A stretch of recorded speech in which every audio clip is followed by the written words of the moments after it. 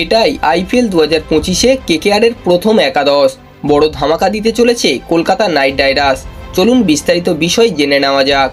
IPL 2025-এর mega নিলামের পর 10টি franchise নতুন করে গুছিয়ে নিয়েছে তাদের দল।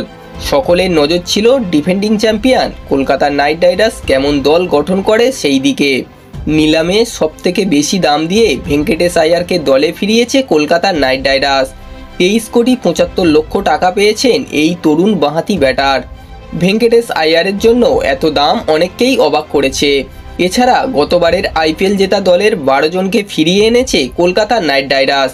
গতবার কেকেআরে মোট 23 জন খেলোয়াড় ছিলেন। মেগা নিলামের আগে 6 জনকে রিটেন করেছিল কলকাতা, পরে আরও 6 জনকে নিলাম থেকে নিয়েছে কলকাতা নাইট রাইডার্স।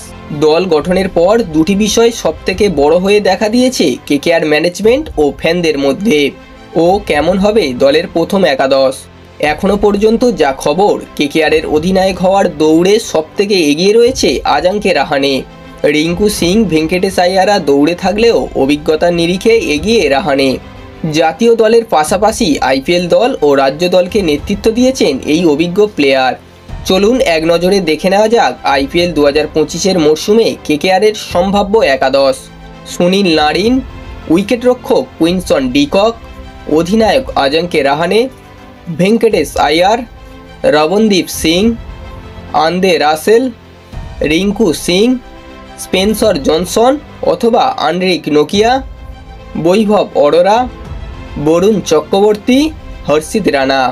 বন্ধুরা, এই ছিল আজকের ভিডিওটি কেমন লাগলো অবশ্যই কমেন্ট করে জানাবেন।